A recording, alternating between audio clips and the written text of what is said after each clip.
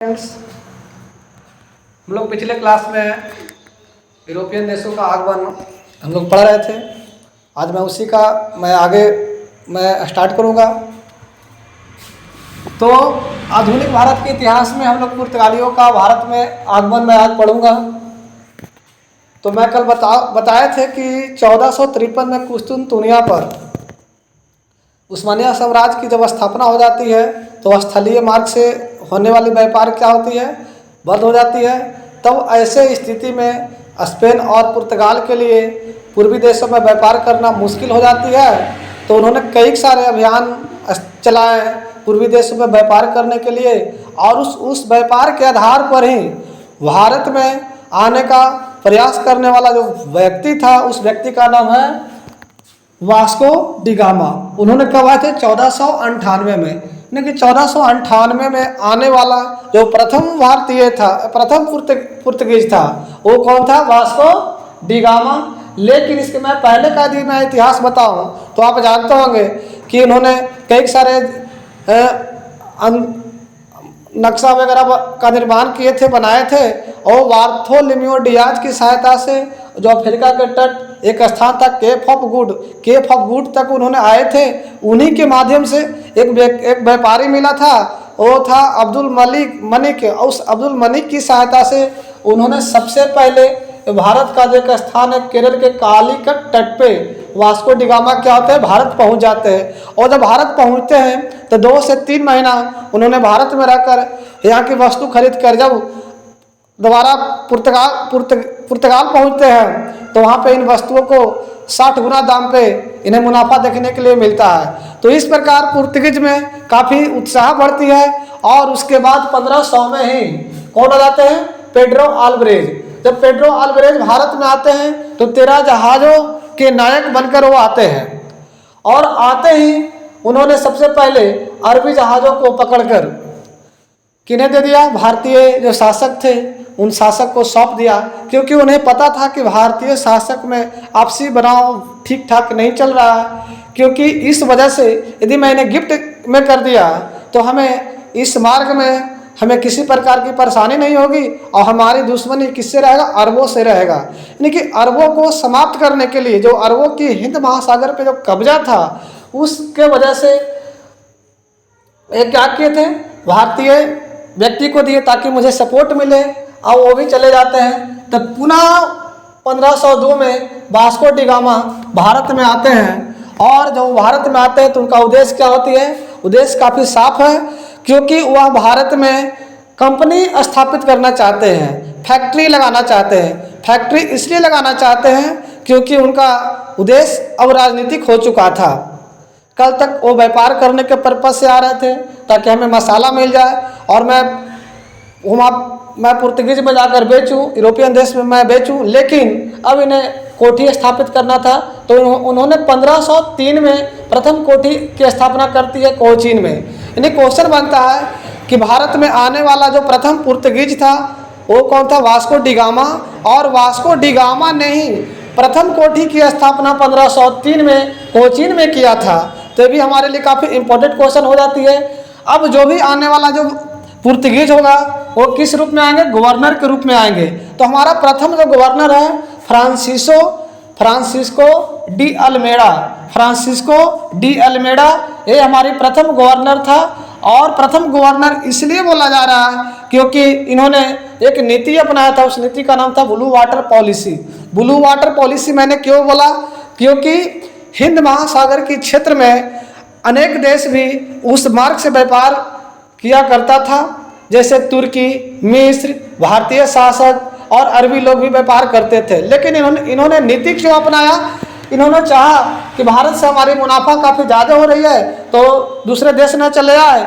उसके लिए उन्होंने ब्लू वाटर पॉलिसी की नीति अपनाती है, और उस नीति के आधार पे बोल दिया कि इस क्षेत्र से गुजरने वाला जो भी व्यक्ति होगा उसे कार्टेज प्रणाली से गुजरना होगा। यानी कि भारत कार्टेज प्रणाली का मतलब कि हिंद महासागर में यदि कोई भी इस मार्ग का उपयोग करता है तो पहले उन्हें इस्तादो द इंडिया जो पुर्तगाल की कंपनी था या तो पुर्तगीज गवर्नर से उन्हें परमिशन लेना होगा। इस आधार पर उन्होंने बहुत बढ़िया नीति बनाए थे। प्रथम व्यक्ति है जो भारत में इस प्रकार की नीति का पालन करके अपने देश में दबदबा को बढ़ा देता है। अब इनको जानने के बाद दूसरे व्यक्ति आता है 1509 में, उस व्यक्ति का नाम है अल्फ्रांसो डी अल्बुकर्क। अल्फ्रांसो डी जो अल्बुकर्क है, इन्होंने और इनसे भी बेहतर नीति अपनाता है पुर्तगीज के पक्ष में। इन्होंने कहा कि यदि भारत में मुझे व्यापार करना है तो उसके लिए हमें क्या करना होगा, जनसंख्या को बढ़ाना होगा, सेना को रखना होगा,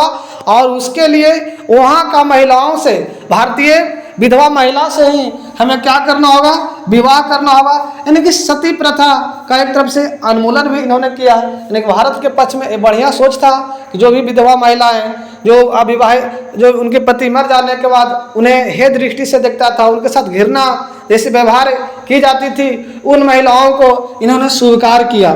तो एक काफ़ी पुर्तगीज के लिए बढ़िया अवसर प्राप्त हुआ। इसके बाद 1510 में गोवा के जो शासक था यूसुफ आदिल शाह को हराकर गोवा पर अपना अधिकार प्राप्त कर लिया, और 1511 में मलक्का को भी अपने कब्जा में ले लिया, और 1511 में जो फारस की जो खाड़ी है उस जगह का नाम है हरमुज पर भी अपना अधिकार प्राप्त कर लिया। तो इन्हें वास्तविक संस्थापक माना जाता है। यानी कि भारत में पुर्तगीज का जो वास्तविक संस्थापक जो रहा वो कौन था, अल्फ्रांसो डी अल्बुकर्क। अल्फ्रांसो डी अल्बुकर्क प्रथम व्यक्ति तो वास्को डी गामा, प्रथम गवर्नर तो फ्रांसिस्को डी अल्मेडा, और वास्तविक संस्थापक तो कौन होगा, अल्फ्रांसो डी अल्बुकर्क। तो हमें यहाँ तक हमें बात समझ में आ रही है। इसके बाद जो शासक आते हैं, जो गवर्नर आते हैं, उस गवर्नर का नाम है नीनो डी कूना। नीनो डी कूना ने सबसे बढ़िया काम किया। इन्होंने क्या किया कि जो कोचीन में जो इन्होंने मुख्यालय, जो कोठी बनाए हुए थे, वो कहाँ स्थापित कर दिया, गोवा में। कब किया, तो 1530 में किया। तो ये भी आपको याद रखना होगा।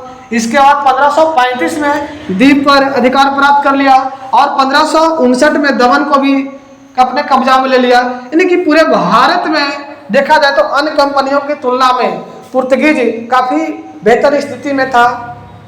उसके बाद चौथे जो गवर्नर के रूप में आते हैं उसका नाम है सेंट अल्फांसो डी सूजा, और अल्फांसो डी सूजा जब वो भारत में आते हैं तो उनके साथ एक धर्म गुरु आते हैं जिनका नाम है सेंट जेवियर। और सेंट जेवियर वो एक धर्म प्रचारक थे, ईसाई धर्म प्रचारक थे, और इनकी कट्टरता के कारण भारत में अब पुर्तगीज का पतन होना शुरू हो गया, क्योंकि इनकी व्यवहार उतना बढ़िया नहीं था। तो ऐसे स्थिति में भारतीय राजा और इनके व्यवहार में मिलता जुलता नहीं था, तब इनकी पतन के कारण देखने के लिए मिलना शुरू हो गया। इनकी कोई भारत में उतना बढ़िया पॉलिसी भी नहीं रहा, जिसके कारण इनके कंपनी बना हुआ रहे, क्योंकि इनके उपलक्ष्य में ही भारत में फ्रांसीसी, डच और ब्रिटिश जैसे कंपनी आना शुरू कर दिया। तो इनकी मुकाबला कुछ महंगा पड़ गया, तो ये पतन के कारण हमें देखने को मिला। मैं फिर से बोल देना चाहता हूँ कि पुर्तगीज को भारत में आने का उद्देश्य क्या था। तो पहला था व्यापार करना, मसालों की व्यापार करना। दूसरा उद्देश्य इसका क्या था, धर्म प्रचार करना। तीसरा इसका उद्देश्य क्या था, यहाँ पे फैक्ट्री खोलना।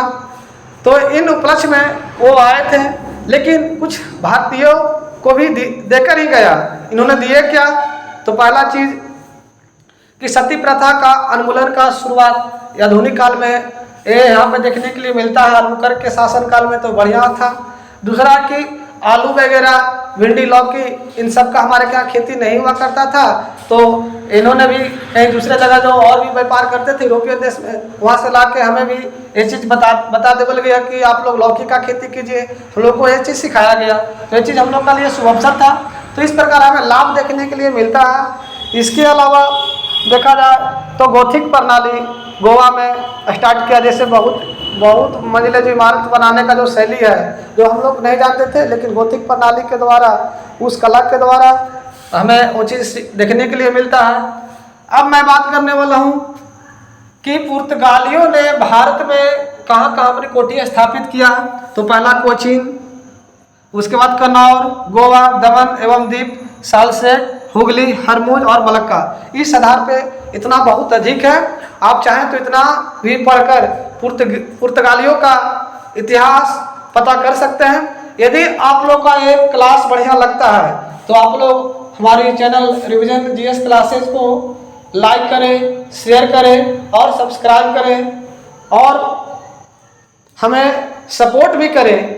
तो चलिए, जय हिंद।